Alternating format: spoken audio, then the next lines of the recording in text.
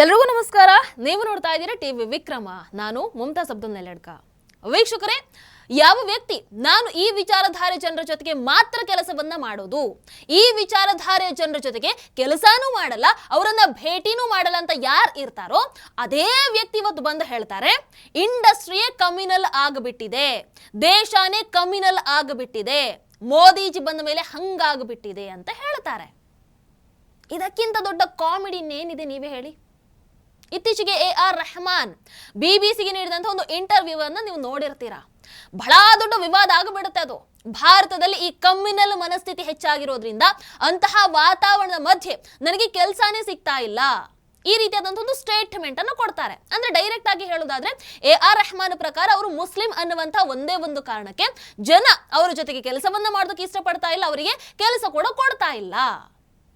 ಇದೀಗ ಬಹಳ ಚರ್ಚೆ ಆಗ್ತಾ ಇದೆ. ಬಟ್ ನಿಜವಾಗ್ಲೂ ಹೌದಾ?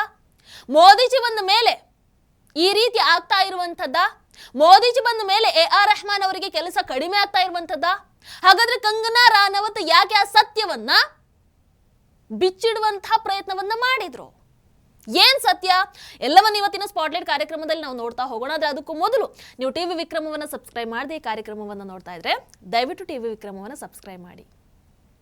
ವೀಕ್ಷಕರೇ, ಮೊದಲಿಗೆ ನನಗೆ AR ರೆಹಮಾನ್ ಅವರ ಒಂದು ಸ್ಟೇಟ್ಮೆಂಟ್ ಏನಿದೆ ಅದು ನಾನ್ಸೆನ್ಸ್ ಅಂತ ಅನ್ನಿಸ್ಬಿಡುತ್ತೋ. ಇಷ್ಟೆಲ್ಲ ವರ್ಷ ಕೆಲಸವನ್ನ ಮಾಡಿ ಇವತ್ತೊಂದು ವಿಕ್ಟಿಮ್ ಕಾರ್ಡ್ ಅನ್ನ ಪ್ಲೇ ಮಾಡ್ತಾ ಇರುವಂತ ಒಂದು ಮೂರ್ಖತನದ ಮಾತು ಅಂತ ನನಗೆ ಕಾಣಿಸ್ತು. ಬಟ್ ಹಾಗಂತ ಅದನ್ನ ಅಲ್ಲಿಗೆ ಬಿಡೋದಕ್ಕಾಗತ್ತಾ? ಖಂಡಿತವಾಗ್ಲೂ ಇಲ್ಲ. ಈ ವಿಚಾರವನ್ನ ಅಷ್ಟು ಲೈಟ್ ಆಗಿ ಅಲ್ಲಿಗೆ ಬಿಟ್ಬಿಡೋದಕ್ಕೆ ಆಗಲ್ಲ. ಯಾಕೆ ಅಂತಂದ್ರೆ ಈ ಮಾತನ್ನ ಹೇಳಿರುವಂತದ್ದು ಯಾರೋ ಸಾಮಾನ್ಯ ವ್ಯಕ್ತಿ ಅಲ್ಲ. ಇದನ್ನ ಹೇಳ್ತಾ ಇರುವಂತದ್ದು ಇದೇ ದೇಶದ ಹಿಂದೂಗಳು ಮುಕ್ತ ಮನಸ್ಸಿನಿಂದ ಸ್ವೀಕಾರ ಮಾಡಿದಂತಹ ವ್ಯಕ್ತಿ AR ರೆಹಮಾನ್. ಎಲ್ಲಿ ದ್ವೇಷದ ವಾತಾವರಣ ಜಾಸ್ತಿ ಆಗಿದೆಯೋ ಅದೇ ದೇಶದಿಂದ ಪದ್ಮಶ್ರೀ ಪ್ರಶಸ್ತಿ ಆಗಿರಬಹುದು, ಇನ್ನು ಹಲವಾರು ಪ್ರಶಸ್ತಿಗಳನ್ನ ಪಡೆದಂತಹ AR ರೆಹಮಾನ್ ಹೇಳ್ತಾ ಇರುವಂತಹ ಮಾತುಗಳಿದು. ಹಾಗಾದ್ರೆ ಇಲ್ಲಿ ಒಂದಷ್ಟು ಪ್ರಶ್ನೆಗಳಂತೂ ಖಂಡಿತವಾಗ್ಲೂ ಹುಟ್ಕೊಳ್ಳುತ್ತವೆ. ಯಾವ ದೇಶ ಒಬ್ಬ ವ್ಯಕ್ತಿಗೆ ಇಷ್ಟೊಂದು ಗೌರವ, ಇಷ್ಟೊಂದು ಮಾನ್ಯತೆ, ಇಷ್ಟೊಂದು ಪ್ರಶಸ್ತಿಗಳನ್ನ ನೀಡಿದೆಯೋ ಅದೇ ದೇಶ ಏಕಾಏಕಿ ಆ ವ್ಯಕ್ತಿಗೆ ಕಮ್ಯುನಲ್ ಆಗಿಬಿಡುತ್ತಾ? ಸತ್ಯನಾ ಇದು? ನಾನ್ ಹೇಳ್ತೀನಿ, ಇಲ್ಲಿ ವಿಚಾರ ಇರುವಂತದ್ದು ಕಮ್ಯುನಲಿಸಂ ಅಲ್ಲ, ಇಲ್ಲಿ ವಿಚಾರ ಇರುವಂತದ್ದು ಹಿಪೋಕ್ರಸಿ. ಅವರು ವಿಕ್ಟಿಮ್ ಕಾರ್ಡ್ ಅನ್ನ ಇಲ್ಲಿ ಪ್ಲೇ ಮಾಡ್ತಾ ಇದ್ದಾರೆ. AR ರೆಹಮಾನ್ ಅವರ ನಿಜ ಮುಖವನ್ನ, ಅವರ ಹಿಪೋಕ್ರಸಿಯನ್ನ ನಟಿ ಕಂಗನಾ ರಾನವತ್ ಬಹಳ ಅದ್ಭುತವಾಗಿ ಬಹಿರಂಗ ಮಾಡಿದ್ದಾರೆ. ಅಂದ್ರೆ AR Rahman victim card play ಮಾಡ್ತಾ ಇದ್ದಾರೆ, ಅದರ ಅಸಲಿ ಸತ್ಯ ಏನನ್ನುವಂಥದ್ದನ್ನು ಅವರು ಬಿಚ್ಚಿಡುವಂತಹ ಪ್ರಯತ್ನವನ್ನ ಮಾಡಿದ್ದಾರೆ. ವೀಕ್ಷಕರೇ, AR ರೆಹಮಾನ್ ಹೇಳಿಕೆ ಕೊಟ್ಟ ನಂತರ ಕಂಗನಾ ರಾನವತ್ ಅವರು ತಮ್ಮ ಇನ್ಸ್ಟಾಗ್ರಾಮ್ ಸ್ಟೋರಿಯಲ್ಲಿ ಒಂದು ಪೋಸ್ಟ್ ಅನ್ನ ಹಾಕ್ತಾರೆ. ಅಲ್ಲಿ ಒಂದು ಮಹತ್ವದ ವೆರಿ ಇಂಪಾರ್ಟೆಂಟ್ ವಿಚಾರವನ್ನ ಅವರು ಬಹಿರಂಗ ಪಡಿಸ್ತಾರೆ. ಏನ್ ಬರ್ಕೊಳ್ತಾರೆ? ನನ್ನ ಸಿನಿಮಾ ಯಾವುದು ಎಮರ್ಜೆನ್ಸಿ ಸಿನಿಮಾ ಮಾಡಿದ್ರಲ್ವಾ, ಸೊ ಆ ಎಮರ್ಜೆನ್ಸಿ ಸಿನಿಮಾಗೆ AR ರೆಹಮಾನ್ ಅವರನ್ನ ನಾವು ಸಂಪರ್ಕ ಮಾಡಿದ್ವಿ. ಯಾಕೆ? ಆಬ್ವಿಯಸ್ಲಿ ಸಿನಿಮಾದ ಸಂಗೀತವನ್ನ ಅವರೇ ಮಾಡ್ಬೇಕನ್ನುವಂಥದ್ದು ಕಂಗನಾ ರಾನವತ್ ಅವರ ಆಶಯ ಆಗಿತ್ತು. ಹಾಗಾಗಿ ಅವರನ್ನು ಕಾಂಟ್ಯಾಕ್ಟ್ ಮಾಡ್ತಾರೆ. ಆದ್ರೆ AR ರೆಹಮಾನ್ ಆ ಸಿನಿಮಾದ ಕಥೆ ಕೇಳೋ ಮೊದಲೇ ಆ ಪ್ರಾಜೆಕ್ಟ್ ಅನ್ನ ನಿರಾಕರಿಸ್ತಾರೆ. ಅಷ್ಟೇ ಅಲ್ಲ, ಕಂಗನಾ ರಾನವತ್ ಅವರನ್ನ ಭೇಟಿ ಮಾಡೋದಕ್ಕೂ ಕೂಡ ಅವರು ಒಪ್ಪೋದಿಲ್ಲ. ಯಾಕೆ ಈ ರೀತಿ ಮಾಡ್ತಾರೆ? ಯಾಕೆ ಅಂತ ಅಂದ್ರೆ ಕಂಗನಾ ರಾನವತ್ ಅವರ ಐಡಿಯಾಲಜಿ, ಅದೇ ರೀತಿ AR ರೆಹಮಾನ್ ಅವರ ಐಡಿಯಾಲಜಿ ಎರಡು ಕೂಡ ಬೇರೆ ಬೇರೆ ಇರುವಂತದ್ದು. ಕಂಗನಾ ರಾನವತ್ ಹಿಂದುತ್ವದ ವಿಚಾರದಲ್ಲಿ ತುಂಬಾ ಸ್ಟ್ರಾಂಗ್ ಆಗಿ ಮಾತಾಡ್ತಾ ಇದ್ದಾರೆ. ಹಾಗಾಗಿ ಅವರಿಗೆ ಅದು ಬೇಡ ಆಗಿತ್ತು. ಹಾಗಾದ್ರೆ ಈಗ ನೀವೇ ಒಂದು ಬಾರಿ ಯೋಚನೆ ಮಾಡಿ, ಒಬ್ಬ ವ್ಯಕ್ತಿ ತನ್ನ ನಿರ್ಧಾರವನ್ನ, ತನ್ನ ಪ್ರಾಜೆಕ್ಟ್ ಅನ್ನ ಅಂಡ್ ಅದರ ಗುಣಮಟ್ಟದ ಆಧಾರದಲ್ಲಿ ಅವರು ಅಳೆಯೋದಿಲ್ಲ, ಬದಲಿಗೆ ತನ್ನ ವಿಚಾರಧಾರೆ ಆಧಾರದಲ್ಲಿ ತಗೊಳ್ತಾರೆ ಅಂತಂದ್ರೆ ಅವರ ಮನಸ್ಥಿತಿ ಎಷ್ಟು ಅಪಾಯಕಾರಿ ಇರಬಹುದು. ಇಲ್ಲಿ AR ರೆಹಮಾನ್ ಮೊದಲೇ ನಾನು ಎಮರ್ಜೆನ್ಸಿ ಸಿನಿಮಾದ ಭಾಗ ಆಗಲ್ಲ ಅಂತ ಡಿಸೈಡ್ ಮಾಡಿ ಆಗಿತ್ತು. ಯಾಕಂದ್ರೆ ಅವರ ಐಡಿಯಾಲಜಿ ಬೇರೆ ಆಗಿತ್ತು. ಅಂಡ್ ಈಗ ಅದೇ ವ್ಯಕ್ತಿ ಬಂದು ಹೇಳ್ತಾ ಇದ್ದಾರೆ ದೇಶದ ವಾತಾವರಣನೇ ಬದಲಾಗಬಿಟ್ಟಿದೆ, ಅದಕ್ಕೆ ನನಗೆ ಕೆಲಸ ಸಿಗ್ತಾ ಇಲ್ಲ ಅಂತ. ವಾರೇ ವಾ, ಇಲ್ಲೇ ಗೊತ್ತಾಗ್ಲಿಲ್ವಾ AR ರೆಹಮಾನ್ ಅವರ ಡಬಲ್ ಸ್ಟ್ಯಾಂಡರ್ಡ್ ಏನು ಅಂತ? ಇಲ್ಲೇ ಎಕ್ಸ್ಪೋಸ್ ಆಯ್ತಲ್ವಾ? ವೀಕ್ಷಕರು, ಇನ್ನೊಂದು ಕಡೆ ನಾವು ಗಮನಿಸಬೇಕಾದಂತಹ ವೆರಿ ಇಂಪಾರ್ಟೆಂಟ್ ವಿಚಾರ ಏನಪ್ಪಾ ಅಂತಂದ್ರೆ AR ರೆಹಮಾನ್ ಅವರ ಮಾತಿನ ಪ್ರಕಾರ ಕಳೆದ 10 ವರ್ಷಗಳಲ್ಲಿ ಪೊಲಿಟಿಕಲ್ ಪವರ್ ಶಿಫ್ಟ್ ಆಗಿರೋದ್ರಿಂದ ಅವರಿಗೆ ಕೆಲಸ ಸಿಗ್ತಾ ಇಲ್ಲ. ಅಂದ್ರೆ ಡೈರೆಕ್ಟ್ ಆಗಿ ನಾನು ಹೇಳೋದಾದ್ರೆ ಮೋದಿಜಿ ಬಂದ ನಂತರ AR ರೆಹಮಾನ್ ಅವರಿಗೆ ಕೆಲಸ ಸಿಗ್ತಾ ಇಲ್ಲ, ಅವರ ಲೈಫೇ ಬರ್ಬಾದ್ ಆಗಿದೆ ಅನ್ನುವ ರೀತಿ ಅವ್ರು ಹೇಳುವಂಥದ್ದು. ಬಟ್ ನಾನಿಲ್ಲಿ ನಿಮಗೊಂದು ಸತ್ಯವನ್ನ ಹೇಳ, ಯಾವ ಮೋದಿಜಿ ಅವರಿಂದ ನನ್ನ ಕೆರಿಯರ್ ಫ್ಲಾಪ್ ಆಗಿದೆ ಅನ್ನೋ ರೀತಿ ಅವರು ಹೇಳ್ತಾ ಇದ್ದಾರೋ, ಅದೇ ಮೋದಿಜಿ ಸರ್ಕಾರದ ಅವಧಿಯಲ್ಲಿ ಇದೇ AR ರೆಹಮಾನ್ ಅತ್ಯಧಿಕ ಗೌರವ, ಅತ್ಯಧಿಕ ಪ್ರಶಸ್ತಿಗಳಿಗೆ ಪಾತ್ರರಾಗಿರುವಂಥದ್ದು. ಅವರು ಪಡ್ಕೊಂಡಿರುವಂತಹ 6 ರಾಷ್ಟ್ರೀಯ ಪ್ರಶಸ್ತಿಗಳಲ್ಲಿ 5 ಪ್ರಶಸ್ತಿಗಳು ಇದೇ ಮೋದಿಜಿ ಸರ್ಕಾರದ ಅವಧಿಯಲ್ಲಿ ಅವರಿಗೆ ಒಲಿದಿರುವಂಥದ್ದು.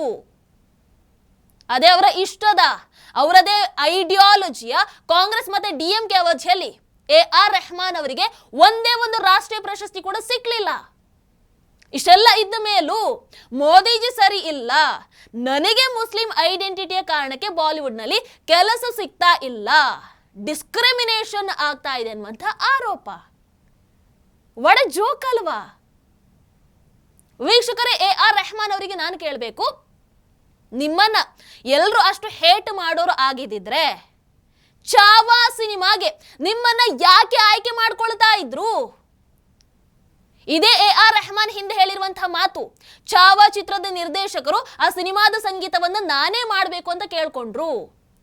ಮಾಡಿದ್ರಲ್ವಾ? ನಿಮಗೆ ಅವಕಾಶ ಬೇಕಾಗಿತ್ತು, ನಿಮಗೆ ಹಣ ಬೇಕಾಗಿತ್ತು, ಹಣ ಪಡ್ಕೊಂಡ್ರಿ, ಮಾಡಿದ್ರಿ. ಈಗ ಏನ್ ಹೇಳ್ತಾ ಇದ್ದೀರಾ ಚಾವಾ ಸಿನಿಮಾದ ಬಗ್ಗೆ? ಅದು ಏನು ದ್ವೇಷ ಹರಡುವಂತಹ ಸಿನಿಮಾ ಅಂತೆ.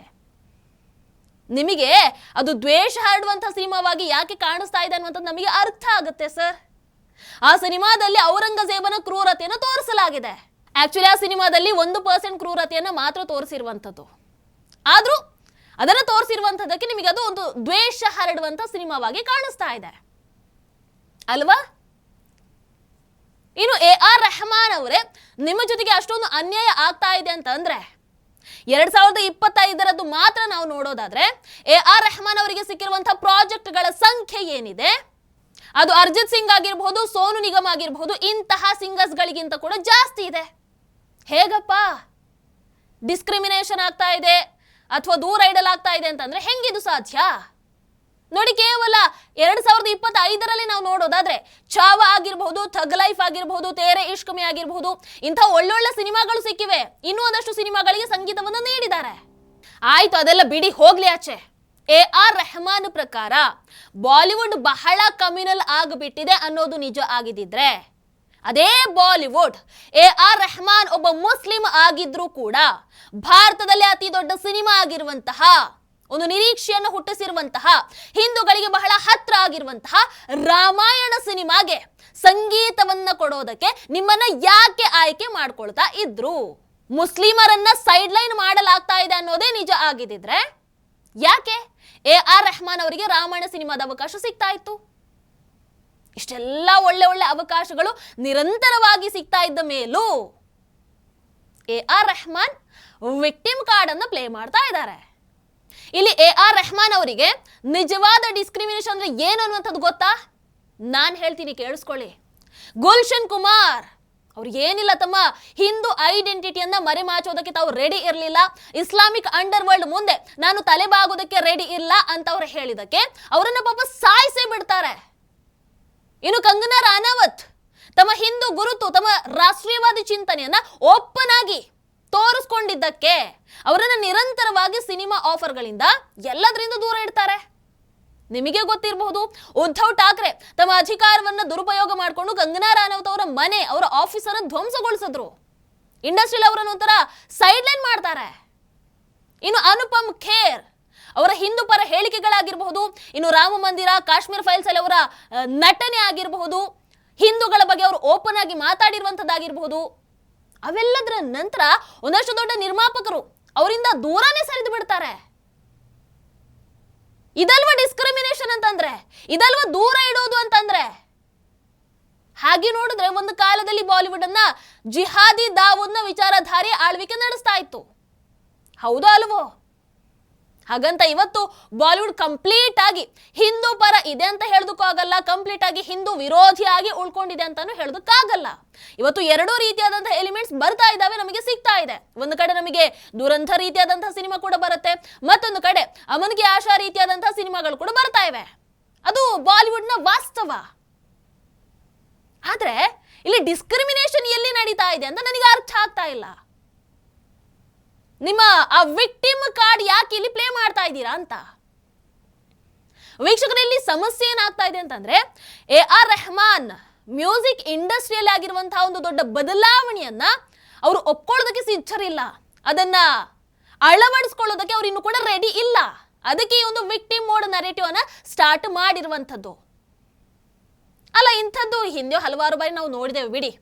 ಅವರಿಗೆ ಕೆಲಸ ಸಿಕ್ಕಿದ್ರೆ ಅಥವಾ ಒಳ್ಳೆ ಯಶಸ್ಸು ಸಿಕ್ಕಿದ್ರೆ ನನ್ನ ಶ್ರಮದಿಂದ ಅಂತ ಹೇಳ್ತಾರೆ. ಕೆಲಸ ಕಡಿಮೆ ಆಗಿಬಿಟ್ರೆ ಅದು ಸರ್ಕಾರದ ತಪ್ಪು, ಸಿಸ್ಟಮಿನ ತಪ್ಪು, ಯಾವುದು ಸರಿ ಇಲ್ಲ ಅಂತ ಬರುತ್ತೆ.